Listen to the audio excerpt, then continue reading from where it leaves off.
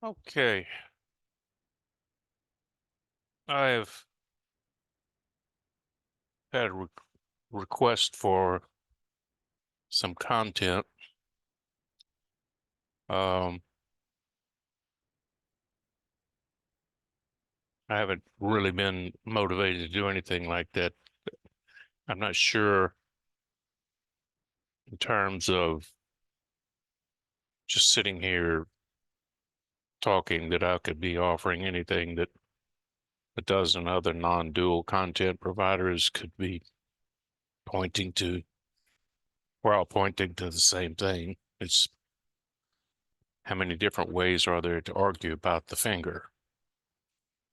Um, Having said that, um, I came up with an idea recently. There's a guy on YouTube who has a very small following. He's clearly deeply realized. And what he does is he reads passages. He has Zoom meetings and he reads passages out of what I call dead guru books, which uh,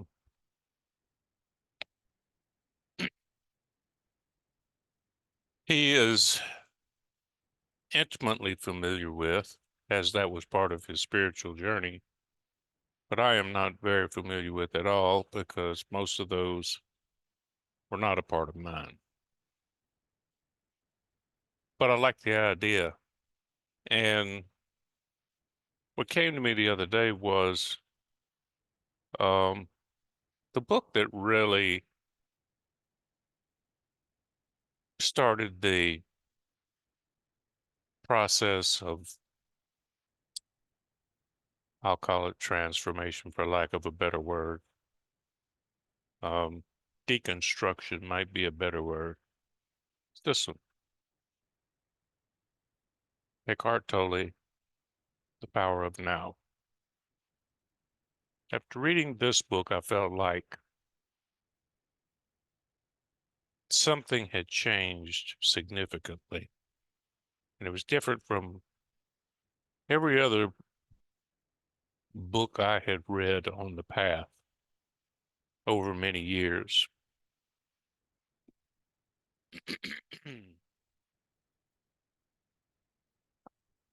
And what changed was the awakening to the idea of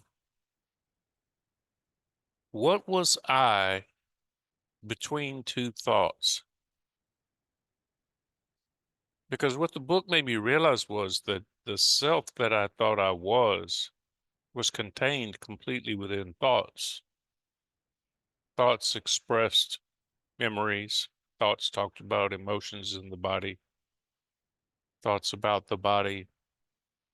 I mean, the sum of me was the sum of my thoughts. And the inquiry that came up is, well, there is a brief period of time between one thought and another. Well, what's in there? Where, if I'm in this thought before and the I is in the thought after, what's what's running around there in the background? What's that? What's that about? And that was a groundbreaking of sorts. And I actually devised an exercise where I went into the woods, sat on a chair. I say I went into the woods. I walked up my driveway. I live out in the middle of the woods, sat in a chair looking out into the woods, and I would just try to stop and see what was in between two thoughts. Now,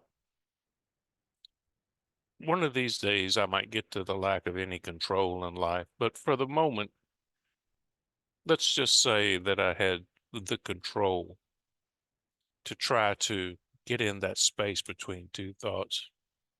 It was an interesting exercise. And one day, kind of a change in consciousness took place, kind of an expansion when there seemed to be a moment when I was in between those two thoughts. And it was just, I don't know, I'll call it an expansion of consciousness. Looking back, it wasn't that significant, but at the time it seemed like it was. What it made me realize was that what Eckhart Tolle was talking about was true, and he knew what he was talking about. And so, in terms of content, what I'm going to do is for those of you, singular or plural, whoever's listening to this, who have read this book, it will provide a review, hopefully, my commentary on it as someone who has seen exactly what he's pointing to. Maybe it will give new meaning to it or a new depth to it, cause you to look at it in a different light, whatever. Anyway, that is what I'm going to do. And what I will do is just read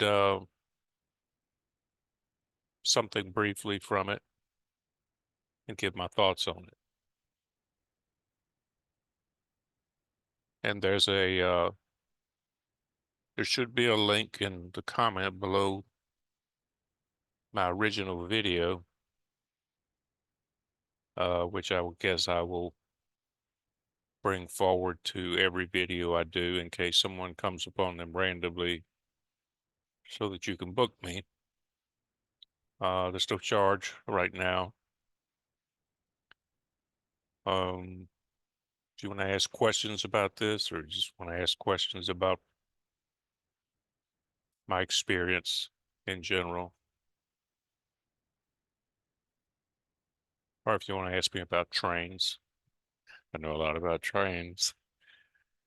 Um, although the shift isn't actually experience, kind of a strong word for it. It's what do you call a realization? What do you call it back in school when you were working on an exceptionally hard math problem? And all of a sudden you got it. And you're like, oh, something just happened. Something came together. Maybe many diverse things came together and you saw something. That's what the realization is. And that's why people say it's very simple or very subtle. And yet the effects are truly amazing. Um, and we'll point to some of that in there. The main effect is the clutter. A lot of the clutter of the mind seems to just kind of fall away. Okay. Now, in the looks like the author's preface to the new edition, which is Eckhart Tolle writing after I think the book has been out for a while. Anyone who is still totally identified with the voice in their head, dash, the stream of involuntary and incessant thinking, will inevitably fail to see what the power of now is all about. That's about the truest statement in the whole book. The voice in the head, which is also the voice spoken, externalized. That's important because there seems to be this belief among people that when the voice is internal, monologue or dialogue, whatever's going on, that it's thinking. And when that same voice is externalized, as voice. It is talking. Know this right now. The voice in the head is not an actual thinking process. It is an announcement of a silent thinking process. Decisions being made are made quietly. Many electrical impulses, things like that. That is sent over to the voice center where it's translated into English or whatever language it is the voice in your head is. The voice in your head is no different than the speaker on a scoreboard at a ball game. It is simply announcing. It doesn't know anything. So thinking inside the head is just the announcement of the silent process that is going on. A decision is made, as for instance, information comes in through your eyes. You see a hungry lion stepping out of the brush. That is compared to memory areas of the brain where a lion is known and identified, and another area of the brain where lion is known as dangerous. In that moment, in that thousandth of a second, the decision is made to run. And the electrical impulses are sent out to the muscles in the body to contract and run. At the same time, that information is sent to the speech center to be communicated to the other members of the tribe. There's a lion, run. But by the time you say there's a lion, run, you are usually already turned and running. So the announcement is for communication. The talking head is a communicator. It is a translator. It takes the electrical impulses where the work really gets done and sends it for communication to others. It is a tool for social survival, nothing more. So the voice in the head may be talking about what's going on and decisions being made, but the voice is not in the actual process of making decisions. It is an announcer. Now that is the depth of what he says right here. The stream of involuntary and incessant thinking. You're totally identified with it. You have your sense of self tied up in those thoughts, but that is a storybook character. That narrator, it's the narrator in a novel about the character you think you are.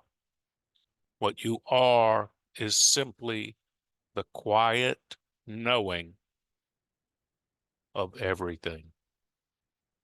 There's the quiet knowing of the voice. There's the quiet knowing of other objects in consciousness.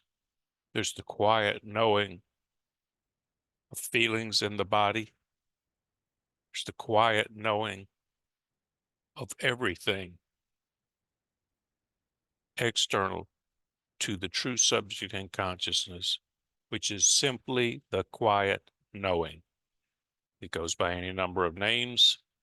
Cognizing awareness is one. Knowing awareness is another. My idea is keep it simple.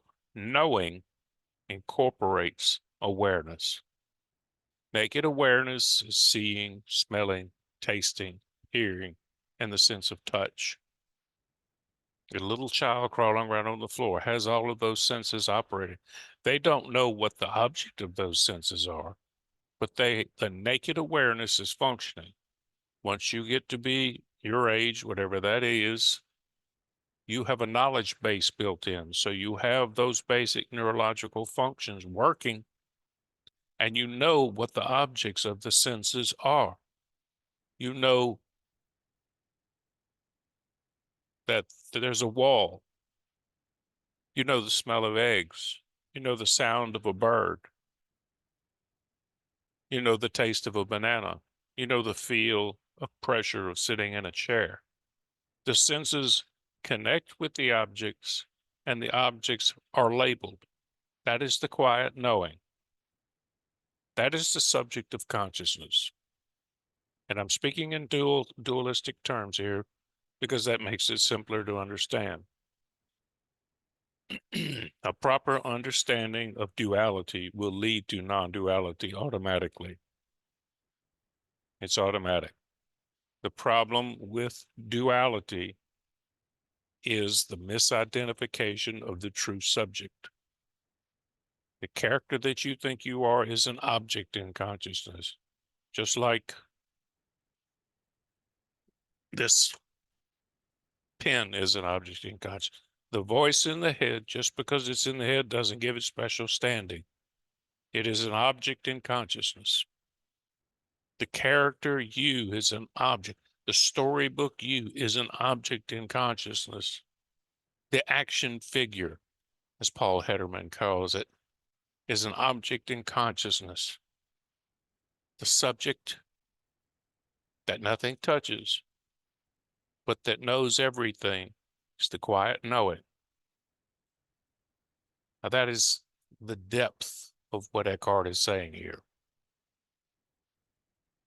So let's move on.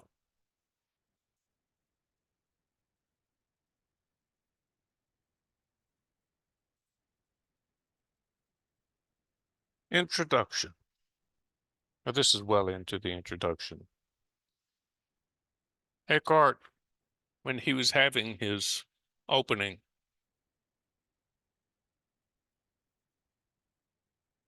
he had a very vivid description of it. At one point, he heard the words, resist nothing, as if it was spoken inside of him. And I could feel myself being sucked into a void. I have heard people describe this in so many different ways in my dualistic pursuits and interactions with people.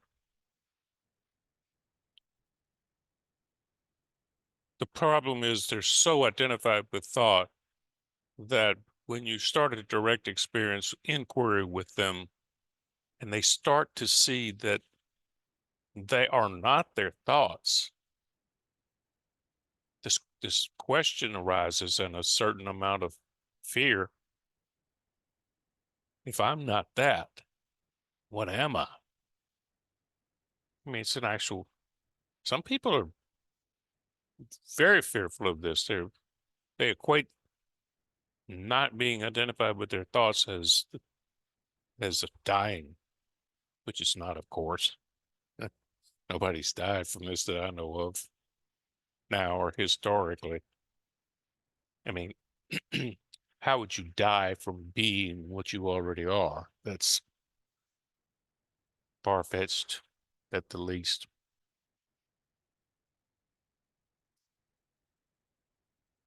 The next morning he woke up and he had passed through the void, or he didn't really say. I let myself fall into that void. I have no recollection of what happened after that. And that's what we tell people in the realization process, where we, myself and other guides, talk to people. The void is fear. If you see it, pull it close. What you're looking for is on the other side of it. You have to kind of make that leap, though. And that's one of the reasons that traditionally, when you come up in this field in India or wherever, you were with a master and you gained trust. And when you came to that, and you came to that void or you ran into that fear, there's someone there to tell you to jump, that you trusted. And, you know, the element of trust has to be there. And sadly, in a lot of non-dual teachings today, there might not be that long-standing relationship with a teacher to where you trust them enough to make that jump. It's something lacking. We're a fast food world now, and you lose things in that.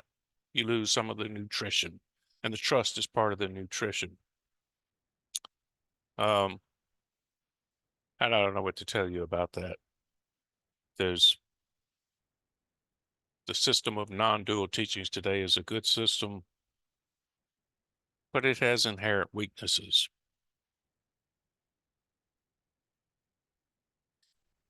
That day I walked around the city in utter amazement at the miracle of life on earth, as if I had just been born into this world. That is that is so true. When I woke up, I was out in my farm, out in the country. Been living out there for 20 years. Been walking out the door and seeing the same pasture with my horses in it and all the woods surrounding it for 20 years. That day was like I was seeing it for the first time through a child's eyes. Completely amazing. It was like, well, the Hindus call it the veil, the Maya, the veil of illusion. It was really like the veil had been lifted. Uh, it's like you're seeing things as they really are without the overlay of stories and nonsense clutter of the mind constantly going on that keeps you from seeing things clearly. Very poignant moment. And speaking about what happened, he says, I understood that the intense pressure of suffering that night must have forced my consciousness to withdraw from its identification with the unhappy and deeply fearful self, which is ultimately a fiction of the mind. This withdrawal must have been so complete that this false suffering self immediately collapsed, just as if a plug had been pulled out of an inflatable toy. What was left then was my true nature as the ever present I am. This is a case where it was intense suffering that eventually I liken it to a pressure cooker that can only build up so much when it has to let off. The nervous system can only take so much. I can't really relate to that because my suffering was actually minimal. Um, I had been on the path so long that what initial suffering had put me on the path had passed away a long time ago. And after that, seeking was just a habit. But, enlightenment was something I set as a goal. So I kept at it, mostly through reading books and things. But I had a very good life, still do, pretty much free of intense drama and trauma. Um, Other than occasionally getting anxious about something at work, maybe. I mean, I didn't really have anything else going on in terms of, like so many do coming to this, mild or moderate anxiety or depression. So he's he's a very extreme case.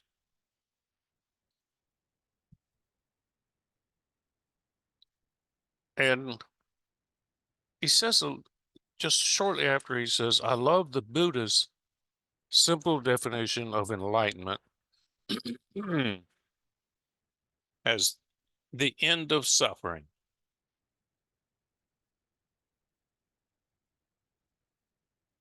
And he mentions that as the definition is incomplete, it only tells you what enlightenment is not. No suffering. What it doesn't say is what it is. And he says that's for you to find out.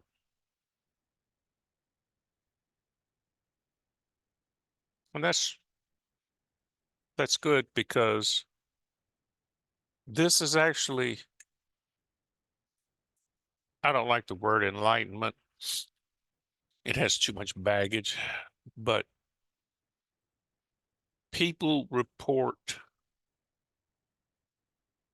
after waking up or the realization they report um different varieties of experience. It means different things to different people. So the definition of enlightenment, not that I would claim to be that, um, it varies. But the absence of suffering is, of course, um, I think common to a lot of people, although a lot of people still have a lot of shadow work that needs to be done after the awakening. If you have some real psychological problems going into this, if you have serious psychological problems, I would say don't do this unless you're under your doctor's care. But, mild to moderate anxiety or depression going into this, some trauma in your childhood or young life, young adulthood life, that has to be unwound sooner or later. This isn't a magic cure-all. Some say it makes it easier, some say it makes it more difficult. I don't know. I've heard both stories. It's an individual decision.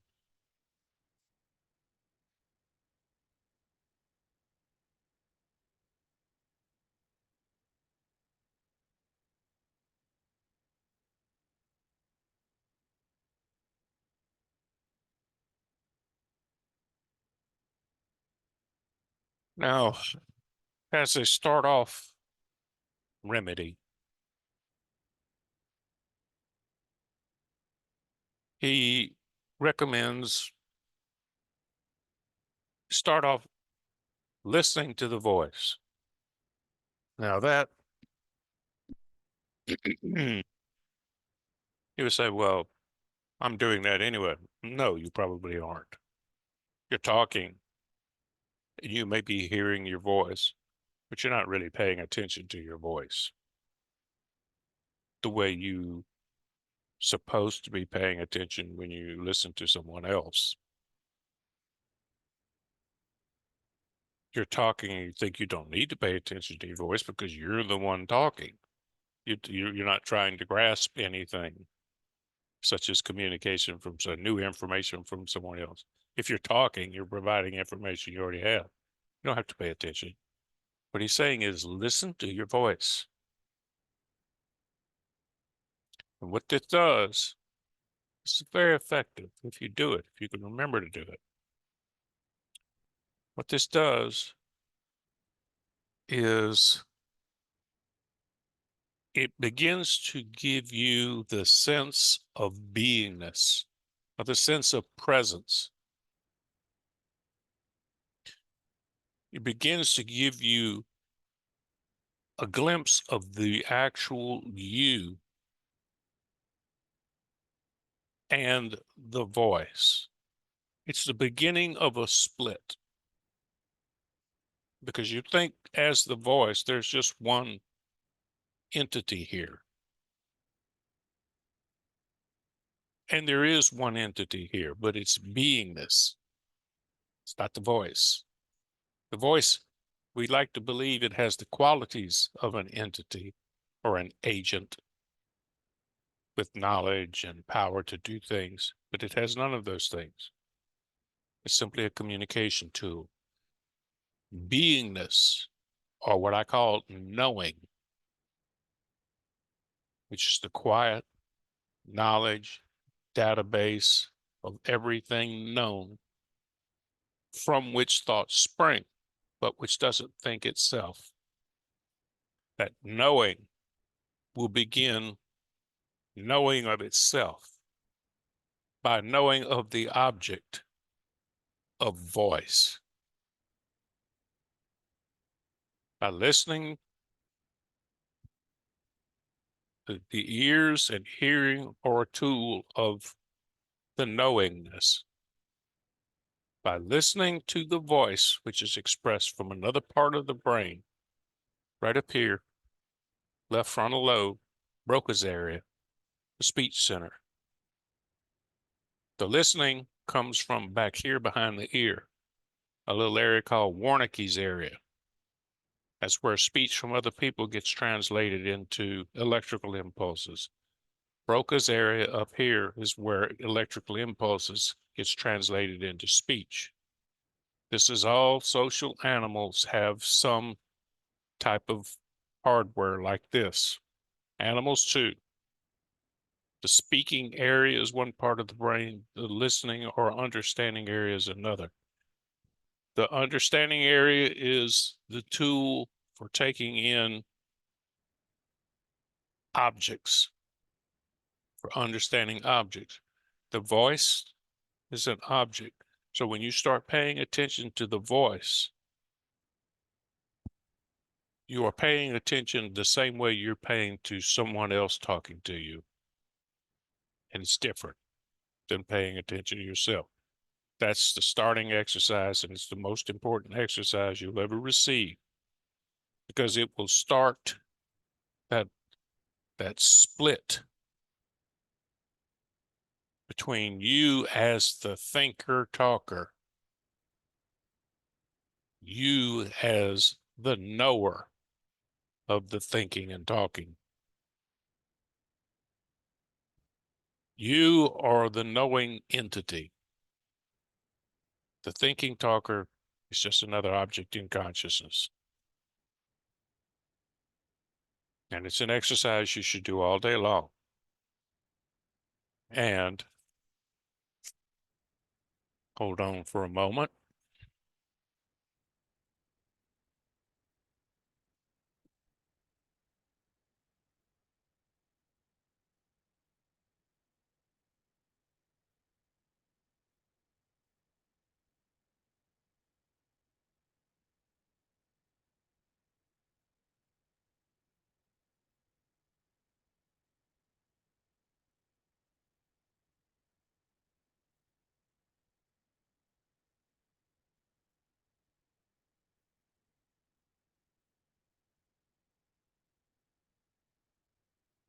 The exercise I give people to help facilitate this is you can go on Amazon or to your local school supply store and buy a bag of colored rubber bands, all different colors.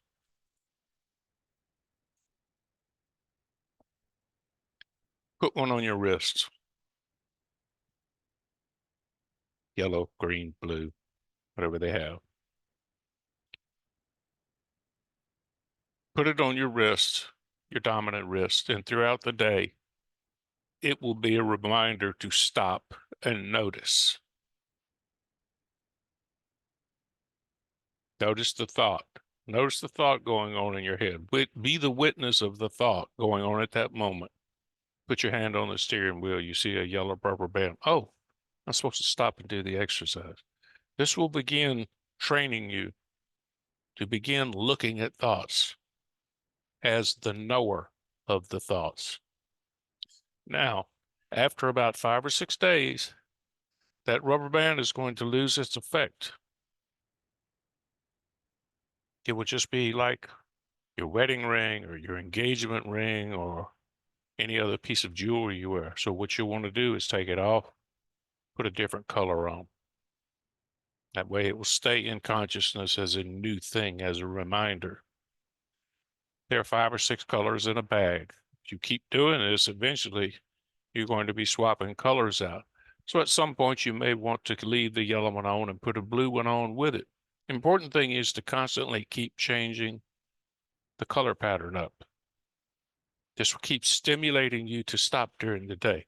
The more times you stop during the day and notice as the knower the thoughts going on, the wider that gap will become, the longer in between thoughts the knower will be there, the more there will be of the noticing of just the pure essence of what you are. Compulsive thinking, the talking head, is a habit learned over a long period of time.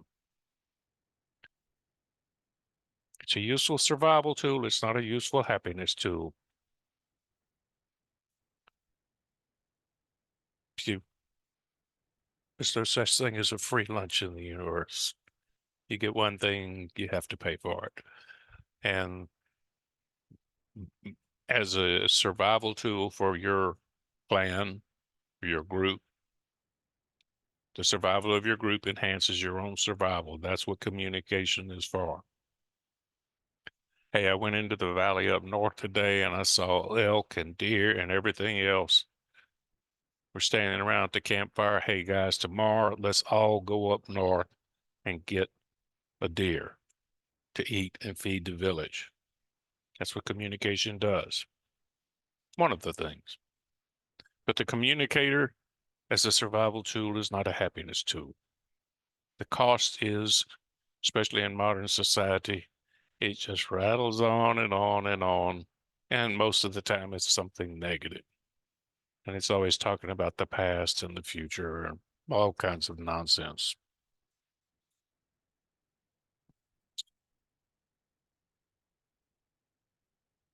Okay, so when you listen to a thought, you are aware of not only the thought, but also of yourself as the witness of the thought. Now, I think it's important to define self because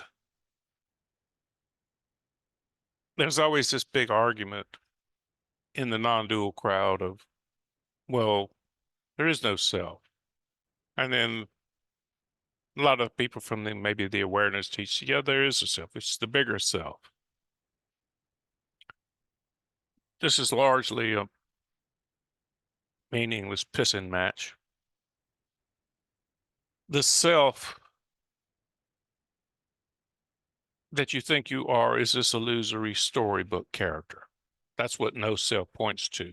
The recognition that you are not what you thought you were, what thought says you were, the action figure that had all these experiences in the past and projects into the future.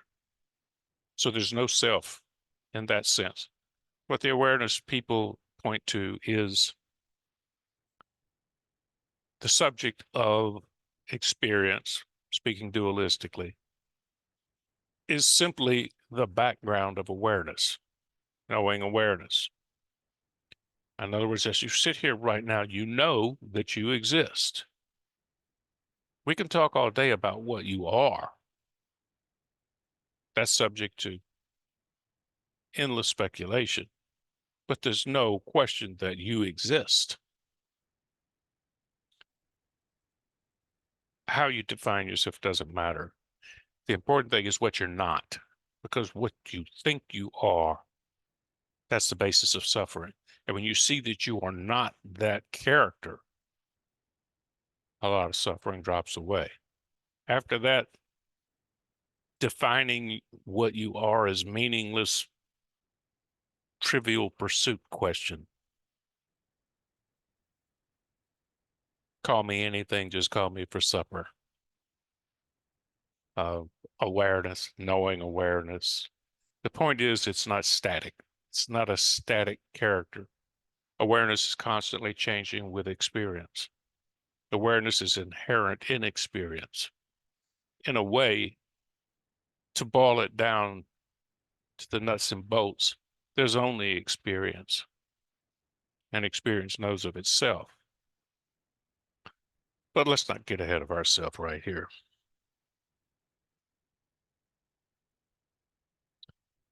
Okay, and he describes here what I just jumped ahead on. When a thought subsides, you experience a discontinuity in the mental stream, a gap of no mind.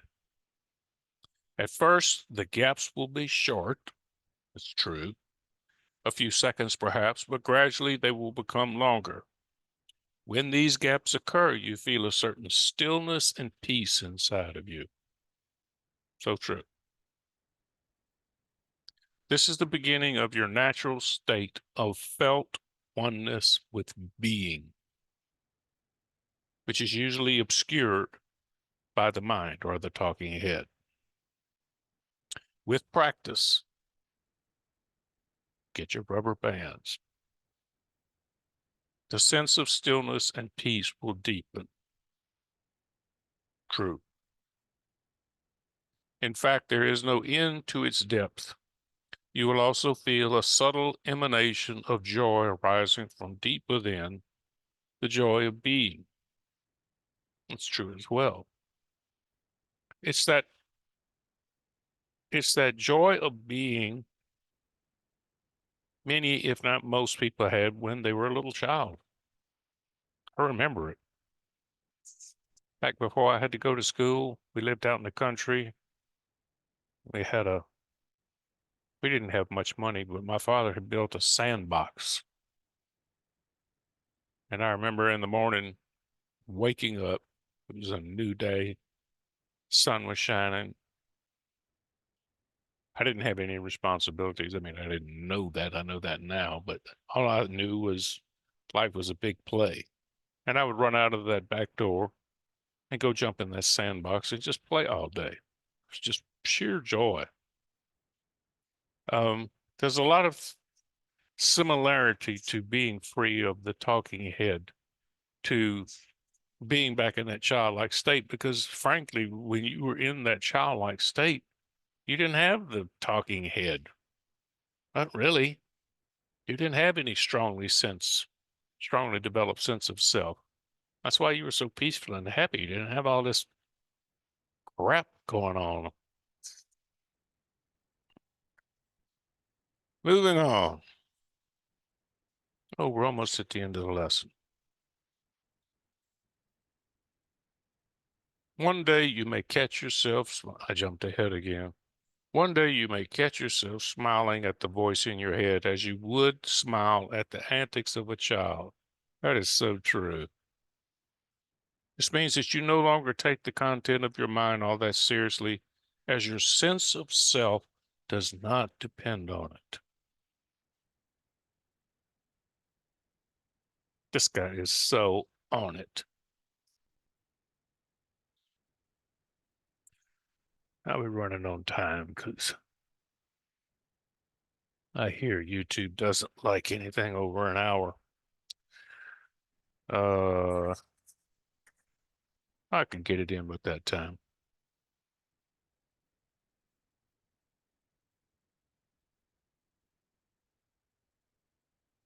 Talking again about fear. Excuse me. He makes a statement in here that some fear come up because you believe that you would cease to be if you stopped thinking. That is so common.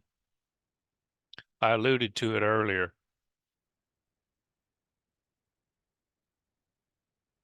If I'm not my thoughts, what am I?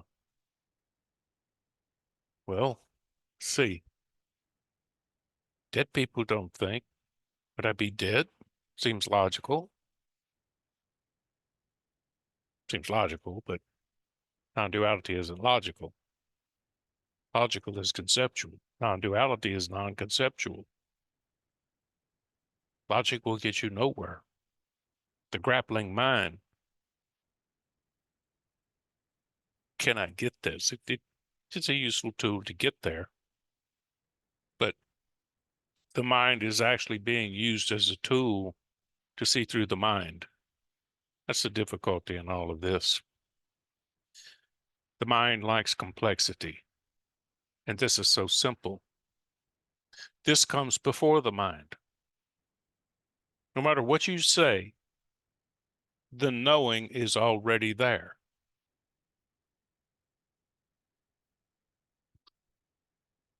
No matter what sensation comes, the knowing was already there.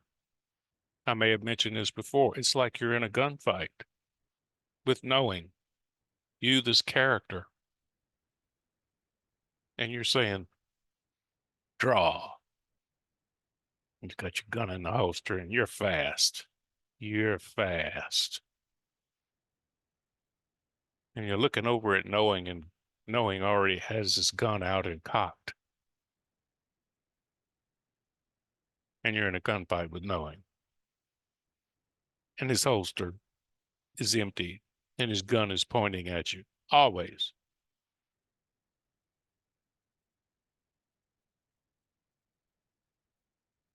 Knowing is always ahead of you. Before I say anything, there's the knowing here.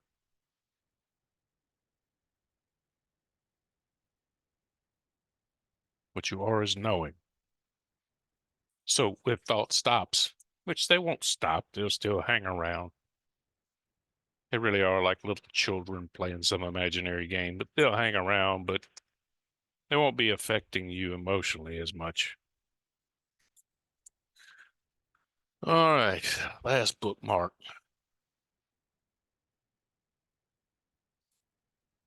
And what I just said, he says, often a vicious circle builds up between your thinking and the emotion. They feed each other. That's very true. That's the basis of suffering. By identifying with this talking head, and this talking head is always talking shit, brings about physiological reactions in the body. It's depressing, anxious. Once you see that this talking head is not what you are, a lot of that falls away. A lot of that clutter can still go on, but you're not going to be having all these physiological reactions.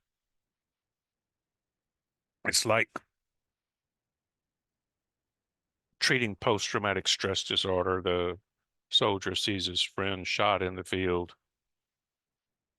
and he's very distressed about it. Then he comes home. He's disabled and he's sitting in the therapist office and he's replaying that image of his friend getting shot, maybe an auditory image as well, the sound of the gunfire. And he's experiencing that same physical distress again. The goal of therapy is to disconnect that thought from that physiological reaction so that you can have the memory, but not have the disabling reaction. And that's basically what the awakening, one element of it is. The thoughts can run around, but you don't have that physiological reaction anymore.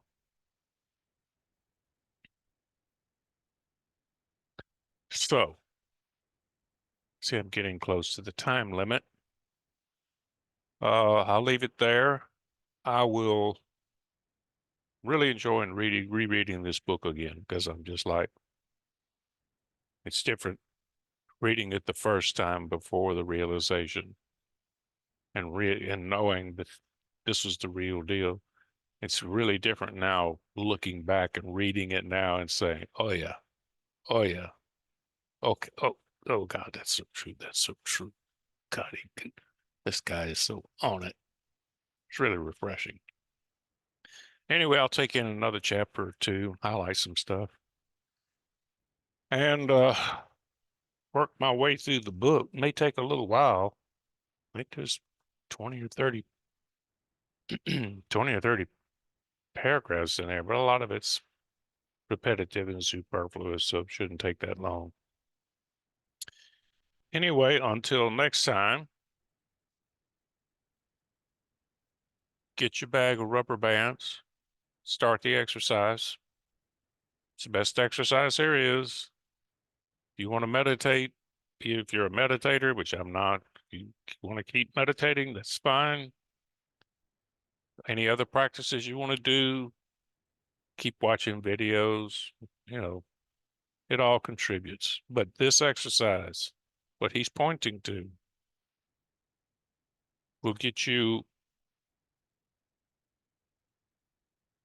an easing of suffering almost immediately. You may not have the ultimate realization, ultimately you will, but you will notice a difference if you do this exercise every day, noticing the thoughts as the witness, as the knowing awareness, witnessing and noticing the thoughts. You will notice a marked reduction in suffering, probably within a week or two, depending on how often you do it. And actually, most people chase enlightenment to eliminate suffering anyway. I mean, nobody really knows what enlightenment is. They just know that it eliminates suffering. And so, well, I know that. I know I want to eliminate suffering. I don't care what the definition of it is, eliminate suffering. So do the exercise. Um, I'll try to remember to put the Zoom link to the, you can book me down there. If you have questions, comments, want to have a conversation sometime, my hours are there. It's free. So that's it for now. Keep at it. Good luck. If this message resonates with you, that's what this is all about. If it doesn't, go be happy. Good luck.